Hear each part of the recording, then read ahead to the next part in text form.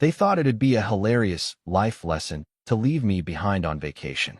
"You'll learn responsibility," my uncle proclaimed, tossing me $40 and driving away. I was 18. I didn't argue. I just got in a taxi. 9 years later, they walked into my firm's reception, desperate for assistance. I didn't even stand. I simply stated, "Security will escort you out." I, 27M, never thought I'd be writing this, but recent events have left me questioning everything about family, loyalty, and the price of teaching someone a lesson. 9 years ago, I was 18 and had just graduated high school. My uncle had planned this big family vacation to the mountains, a cabin rental for a week with him, my aunt, and my 3 cousins. My parents had died in a car accident when I was 16, and my uncle had become my legal guardian.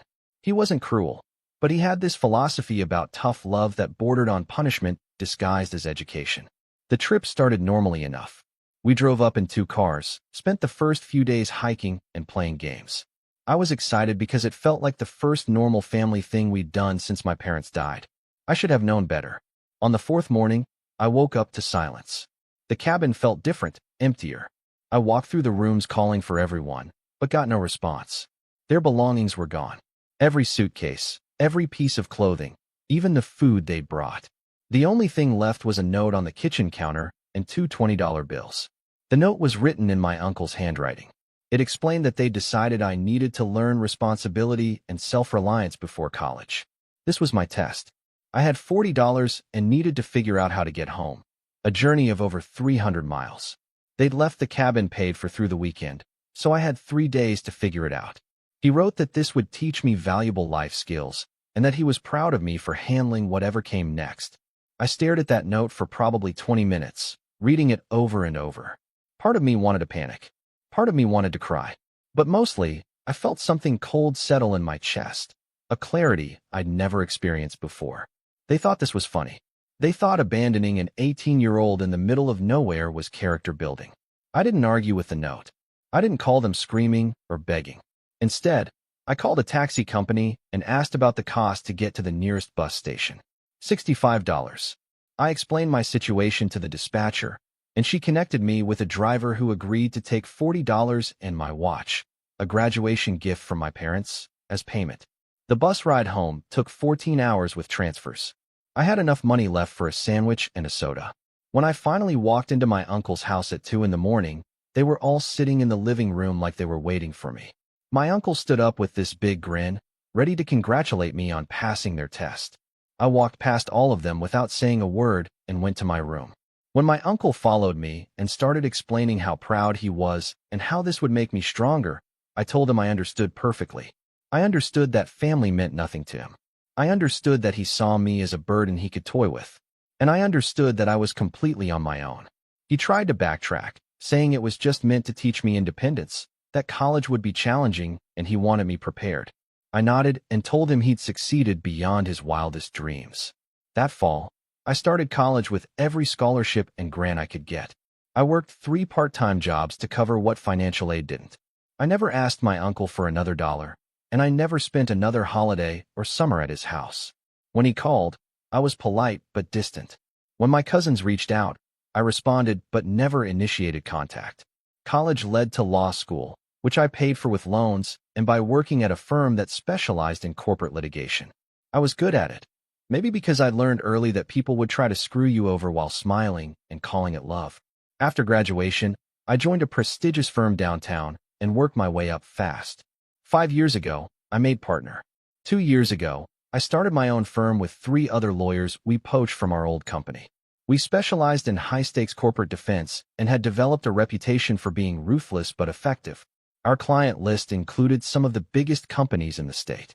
I'd built something real, something mine. I had a corner office on the 20th floor with windows overlooking the city. I drove a car that cost more than most people's houses.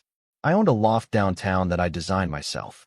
More importantly, I'd surrounded myself with people who respected boundaries and understood that loyalty was earned, not assumed. My uncle's family had tried to reconnect over the years, but their efforts felt hollow. They'd send Christmas cards with long notes about how much they missed me.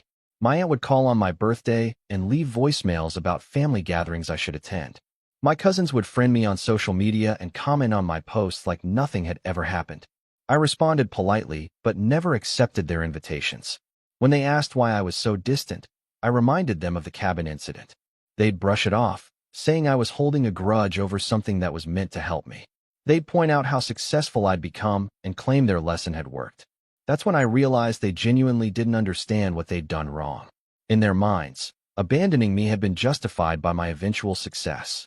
They'd taken credit for my achievements while completely missing that I'd succeeded despite them, not because of them. Last month, everything changed. I was in my office reviewing contracts when my assistant knocked and entered looking flustered. She told me there was a family at reception claiming to be my relatives and insisting they needed to see me urgently. They didn't have an appointment, but they seemed desperate. My stomach dropped. I asked her to describe them, and she perfectly described my uncle, aunt, and their 3 kids, who were all adults now. I told her to inform them I was unavailable and to please see themselves out. 20 minutes later, she returned saying they were refusing to leave. They claimed it was a family emergency and that I would want to see them. My uncle had apparently told the receptionist that I'd understand once I knew why they were there. I decided to handle it myself. I walked to our reception area and found them clustered around the seating area, looking haggard and desperate. My uncle looked older, grayer, more worn down than I remembered. My aunt was clutching a folder against her chest like it contained something precious. My cousins looked uncomfortable, like they knew they shouldn't be there. When they saw me, my uncle's face lit up with relief. He started walking toward me with his arms open, ready to give me a hug like we were close. He began talking rapidly about how grateful he was that I'd agreed to see them, how he knew I'd help once I understood the situation. I didn't move from where I stood. I didn't return his smile or acknowledge his attempted embrace. I simply asked what they wanted. The story spilled out in pieces. My uncle's business, a small construction company he'd run for 20 years, was being sued by a former client. The client claimed faulty work had caused significant property damage and was seeking damages that would bankrupt my uncle. The case was complex, involving building codes and contractor liability, exactly the kind of case my firm handled. They'd been to 3 other lawyers, but none would take the case. Either the retainer was too high, or they didn't think they could win, or they were too booked to take on new clients. My uncle had discovered that I'd become a successful lawyer and realized I was their best hope. My aunt opened her folder and pulled out newspaper clippings about my firm, printouts from our website, articles mentioning my cases. She'd done research, compiled evidence of my success, like she was presenting a case for why I should help them.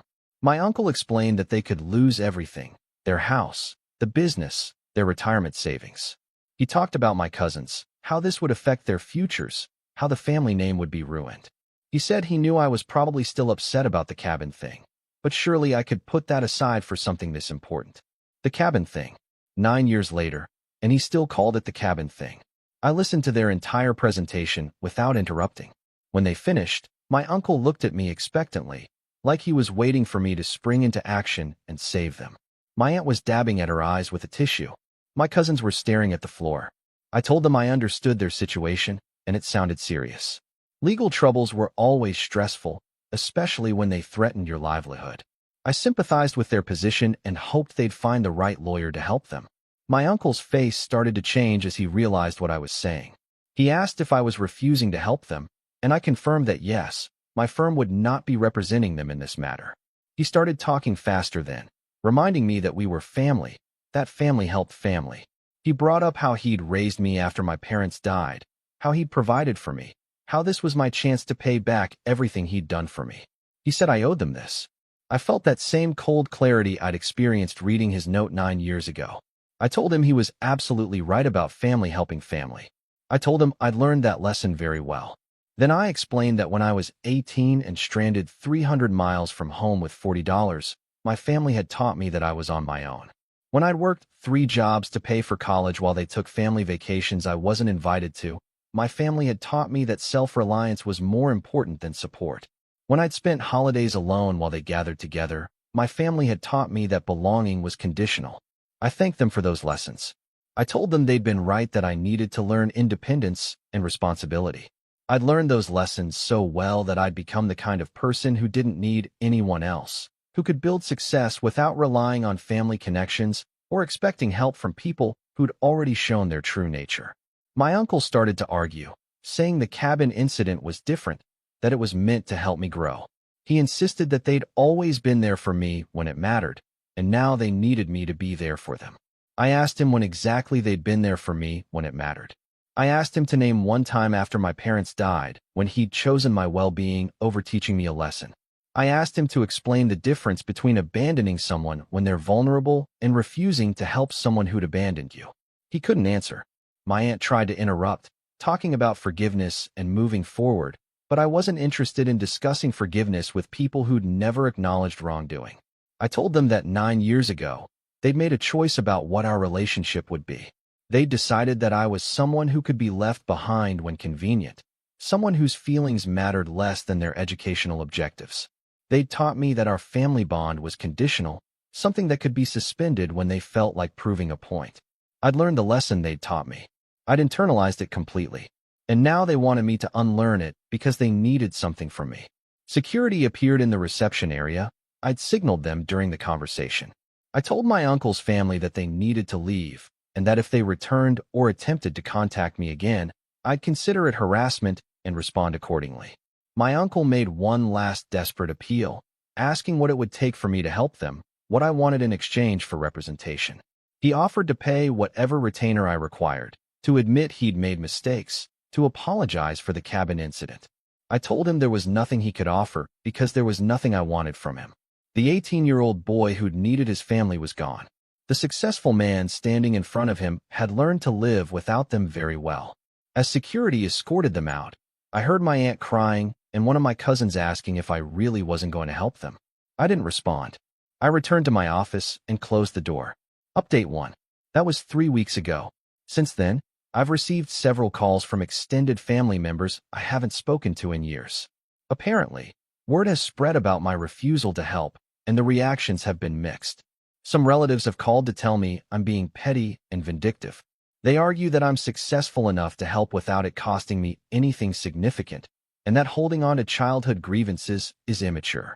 They point out that my uncle did raise me after my parents died, and that I should be grateful rather than resentful. Others have been more supportive. My father's brother, who I rarely speak to, called to say he'd always thought my uncle's parenting methods were questionable. He told me he'd tried to intervene a few times when I was younger, but had been told to mind his own business. He said he respected my decision and understood why I'd made it. The most interesting call came from my oldest cousin, my uncle's daughter. She's 25 now and apparently going through her own struggles with their family dynamic. She told me she'd started therapy recently and was beginning to understand how toxic some of their family patterns were. She apologized for not speaking up during the cabin incident. She admitted that even as a teenager, she'd known it was wrong, but she'd been afraid to challenge their parents. She said watching me walk away from them at the office had been both heartbreaking and inspiring, because she'd never seen anyone set such clear boundaries with our family. She asked if we could have coffee sometime, not to talk about the legal situation, but just to connect as people. I agreed. We met last week at a cafe downtown, and for the first time in years, I had a conversation with a family member that felt genuine. She told me that growing up, she'd always admired how I'd managed to build a life for myself despite everything. She said she'd wanted to reach out over the years, but hadn't known how, especially since her parents always spoke about our estrangement like it was my fault for being stubborn. I told her about the years of therapy I'd done to work through the abandonment issues, the way I'd had to learn to form healthy relationships when my earliest lessons about family had been so destructive. I explained that my refusal to help wasn't about revenge. It was about protecting the boundaries I'd spent years establishing. She understood in a way that surprised me. She told me she was starting to set her own boundaries with their parents, trying to break free from the dynamic where everything was always her fault and their intentions mattered more than the impact of their actions. As for my uncle's legal situation, I've heard through the family grapevine that they eventually found a lawyer willing to take the case. I don't know the details and I don't want to. Whatever happens with their lawsuit is not my responsibility. Update 2. It's been 2 months since that confrontation in my office, and I've been reflecting on everything that's happened. The family drama has mostly died down, though I still get the occasional guilt trip message from relatives who think I should reconsider my position. What's interesting is how this whole situation has affected other areas of my life.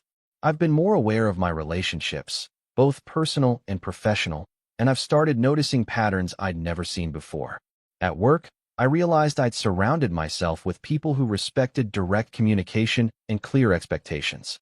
My business partners and I had built our firm on the principle that everyone's boundaries mattered. That success came from supporting each other rather than testing each other's limits. We'd created the kind of environment I'd needed but never had growing up. In my personal life, I'd been more cautious about relationships, but I'd also chosen better people.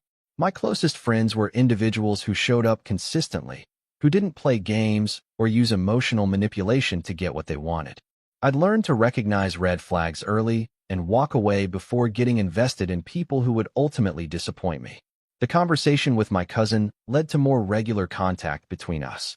She's been working on establishing her own independence from her parents, and we've bonded over the shared experience of trying to build healthy relationships when your early models were so dysfunctional. Through her, I've learned more about what happened in my uncle's family after I left. Apparently, my departure had created a lot of tension in their household. My uncle had expected me to come crawling back eventually, and when I didn't, he'd become increasingly bitter about my ingratitude. My aunt had wanted to reach out and apologize over the years, but my uncle had insisted that doing so would validate my overreaction and teach me that I could manipulate them with emotional withdrawal. He'd convinced himself that maintaining distance was the right approach, that I needed to be the one to come back and admit I'd been wrong. My cousins had grown up hearing about how ungrateful and stubborn I was, how I'd thrown away family over a harmless prank that was meant to help me. They'd internalized the narrative that my success proved the cabin incident had been beneficial and that my continued resentment was evidence of character flaws rather than legitimate hurt. Learning all this helped me understand why their recent desperation had felt so entitled. They genuinely believed they'd done nothing wrong and that I was being unreasonably punitive. In their minds, family was supposed to help family unconditionally, and my refusal to do so violated some fundamental principle they held sacred. But here's what they never understood. Unconditional support works both ways. If they wanted me to help them without question, they should have supported me without conditions when I was vulnerable and needed them most. Instead, they'd made their support conditional on my learning lessons they thought I needed to learn. I've started dating someone recently, another lawyer who works at a different firm. She's kind, direct, and has healthy relationships with her own family. When I told her about the cabin incident and recent confrontation, she was quiet for a long time before saying that she couldn't imagine treating anyone that way, let alone a grieving teenager who'd just lost his parents. Her reaction helped me realize that I'd spent so many years around this family dysfunction that I'd started to question whether my response was proportional. Having someone from the outside validate that their behavior was genuinely harmful was more healing than I'd expected. Final update. It's been 6 months now since my uncle's family walked into my firm asking for help. I wanted to provide one last update because the situation has reached what feels like a natural conclusion. My cousin and I have maintained regular contact. She's moved out of her parents' house and is renting an apartment across town. She's also started setting firmer boundaries with her parents about their tendency to create drama and expect everyone else to manage their emotions. Through her, I learned that my uncle eventually settled his lawsuit out of court. The settlement was significant enough to hurt financially, but not enough to completely destroy them. They had to sell their house and downsize, and my uncle has had to scale back his business considerably, but they're not destitute. More importantly, the experience seems to have forced some self-reflection. My cousin told me that my aunt finally confronted my uncle about his treatment of me over the years. Apparently, watching me walk away from them so definitively had shaken her more than she'd initially let on. My aunt had started thinking about how she'd feel if one of her own children cut contact with her, and she'd begun questioning whether their approach to parenting and family relationships was as healthy as they'd always believed. She'd asked my uncle what they'd really accomplished by abandoning me at that cabin, and whether the lesson they'd taught me was actually the lesson they'd intended. This led to their first honest conversation about the incident in 9 years. My uncle admitted that he'd been angry about becoming responsible for a teenager when he'd thought his parenting days were behind him. He acknowledged that the cabin incident had been more about his frustration than about teaching me responsibility. He'd convinced himself that tough love was what I needed because it was easier than acknowledging that he resented having to raise someone else's child. The lesson hadn't been for my benefit. It had been his way of expressing anger he couldn't admit he felt. My aunt suggested they write me a letter of apology, but my uncle resisted. He was willing to admit privately that he'd made mistakes, but he wasn't ready to face the possibility that I might reject their apology or, worse, accept it without offering reconciliation in return. I understand his hesitation. A genuine apology would require acknowledging that their actions had caused lasting damage, and that my response was justified rather than an overreaction. It would mean accepting that they'd lost their relationship with me through their own choices, and that I had no obligation to give them another chance. For my part, I found peace with the situation as it stands. I'm not angry anymore, but I'm also not interested in rebuilding a relationship with people who spent years minimizing my feelings and justifying their harmful behavior. The fact that they're finally questioning their actions doesn't erase the impact those actions had on my life. My cousin asked me recently if I would ever consider reconciling with her parents if they offered a genuine apology. I told her honestly that I didn't know. The 18-year-old who needed their acceptance and approval is gone. The person I am now has built a life that doesn't require their validation or support. If they want to apologize for their own peace of mind, I wouldn't stop them. But if they're hoping an apology will restore our relationship to what it once was, they're going to be disappointed. That relationship was built on a power dynamic that no longer exists. I'm not the dependent teenager they could abandon to teach lessons anymore. I've learned that sometimes the most loving thing you can do for yourself is to let toxic relationships end naturally rather than trying to repair them. Some bridges are meant to be burned, and some lessons are only learned through consequences. The family that abandoned me taught me I could survive on my own. They were right. I could, and I did, and I built something better than what I'd lost. I'm grateful for that lesson, even if I'm not grateful to them for teaching it. My uncle wanted to teach me about responsibility and self-reliance. Mission accomplished.